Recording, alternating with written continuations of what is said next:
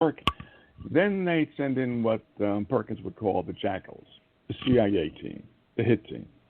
Now, people may or may not believe that, but if you do read the classified CIA, FBI documents, then you'll find out and connect the dots that America, just like Russia, just like China, is very capable of doing the dastardly deed. So does that answer your question, Cole? Actually, I see exactly where you're going with that. And actually, if you compare us to China and Russia and we're any other superpower, I would actually have to just concur with you and say I agree. But at the end of the day, since I live in America and I care about American interests, I still want my country to be on top of most all those things. So if the vacuum of power exists, I want the United States on top. Absolutely. But we just can't deny that. Do you know what? I have a history book, and it was published in 1955 in New York State, New York City, I forget which. And it talks about how the USA was and is at that time, during 1955, an imperialistic nation. It says so, black and white. They were teaching kids that back in the 1950s. You are not going to hear that today, right? You will not have your kids come home to you and say, hey, Daddy, I just learned that America is an imperialistic country. You're not going to hear that. But yes, Russia, all countries, if they can gain in power, will become an imperialistic nation trying to conquer the world. That's just my opinion. So what's your opinion, guys? I think it's interesting. It was interesting with all this Russian meddling stuff that's been going on recently, because while I don't agree with it, these other countries have to be laughing their asses off. Like American people are so dumb to not realize that. And I'm not saying anything bad. I'm not making a moral judgment on it, but that America historically has probably meddled in the elections of other nations more than any other country on the face of the earth.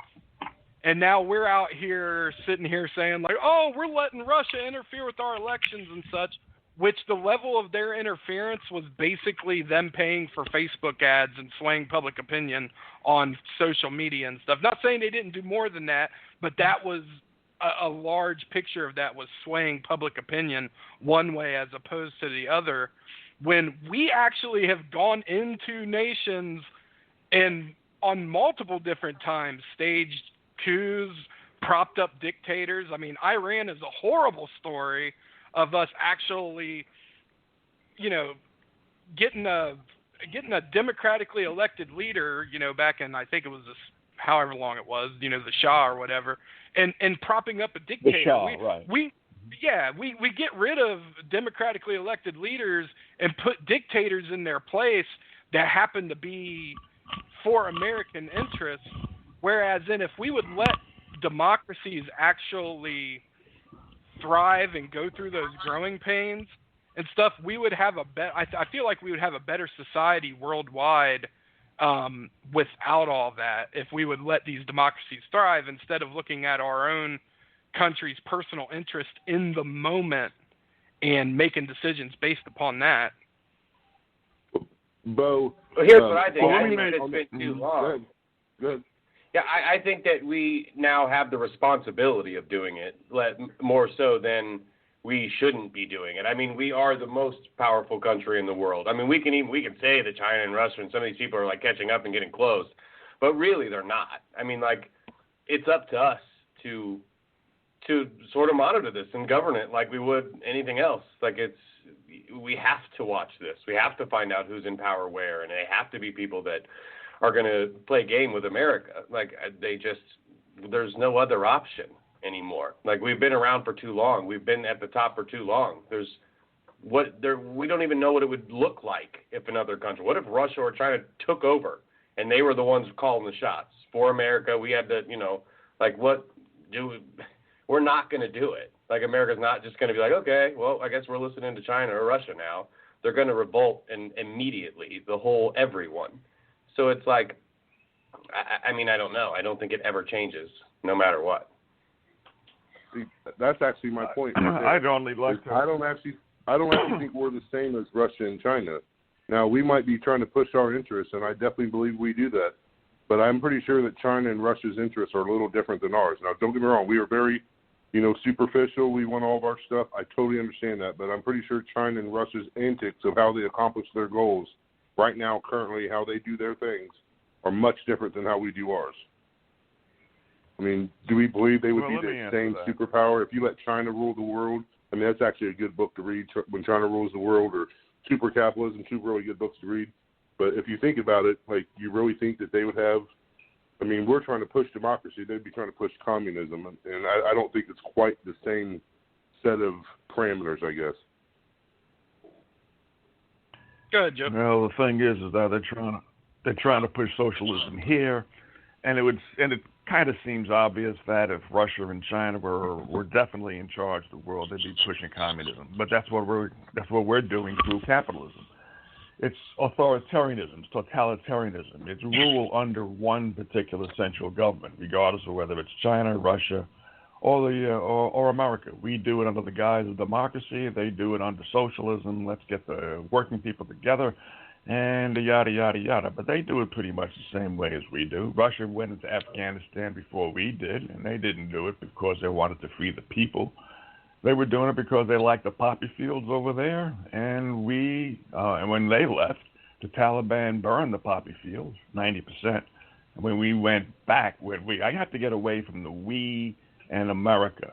There's a difference between me as an American and the United States government working for the lobbyists and for the Pentagon. So I'm going to have to get away from that. So when I say we, you guys are going to have to correct me, because I never got a dime from the oil companies that went into the other countries, and I doubt if any of the American citizens got a dime. The CEO, Shell, et cetera, they got dimes, but it's no real difference. And who's the major superpower today? All of us. If any nut job of Russia, China, Pakistan, India, England, Germany, France, and we get a butt plug. And we say, you know what, I think I'm going to destroy this world. Any of those nations can do it. Nobody can stop them. They all have the H-bomb. Am I right or wrong? I mean, do they know, though? I mean, the way that they I mean, even though their society, like, it's much different in things that they run things, if they had the ability, I mean, if they thought that they could run the world and they thought it was better and they wanted to do it, they would press the button themselves and take out America and wait it out. Wait till it's not fucking, I just think they can't, or they would,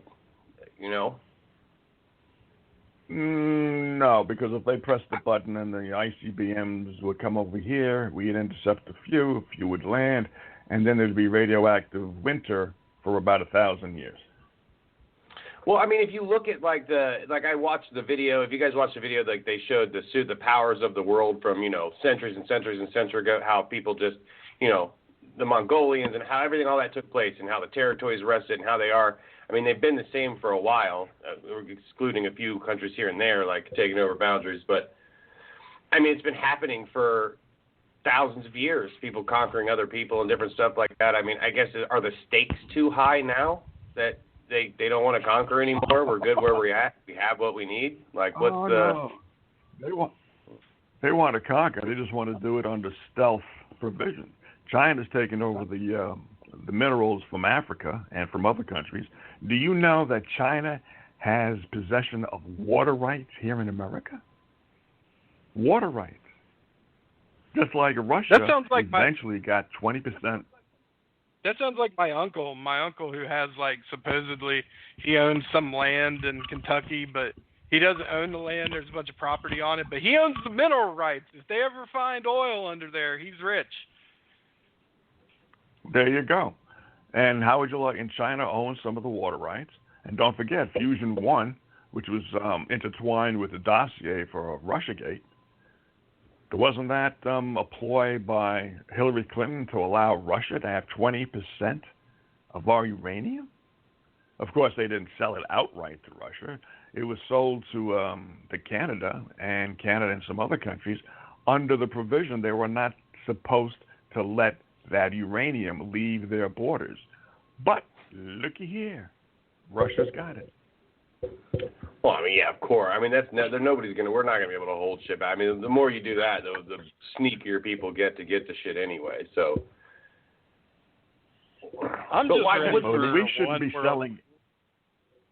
ready for a one world government. I'm giving up. I'm ready for the new world order, ladies and gentlemen. You know what? I'm not ready for it. It seems so comfortable. Here we are talking on our PCs, but the new world government will kill us. You guys know that because I'm sure you guys. Well, see, and here's what I want to know. Like, so why all of this in the first place? When you start talking about this, and like, it was a really funny bit by Joe Rogan where he starts coming up with this. You know how, they don't know how the pyramids were made and things like that. They say, and he's talking about how smart people are. He's like, I'm not smart. He's like, where are all these smart people? Are people watching to make sure these smart people are breeding? Like, where are they all at? He was like touching the mic. He was like, why is this loud? I have no idea. He was like, if I put you in the woods with a hatchet, how long till you could send me an email? So it's like, why aren't there, we don't really know who, like, the smart people are. We don't know where all these people, like, that's what I say, getting uranium. I mean, even if you had the mineral, it's probably very few people in the fucking world know how to even deal with it, package it, ship anything to do with uranium. They probably have such little knowledge on it. There's probably 3 or 4 people on the planet that know how to deal with it.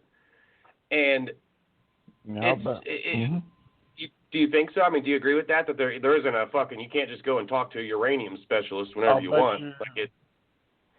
I'll bet you there are a few dozen people who know how to deal with it. Otherwise, they wouldn't have been clamoring for it. Otherwise, we wouldn't have ICBMs. Otherwise, the fissionable material wouldn't be spread around to India, Pakistan, Germany, France, Britain, Russia, China, and us.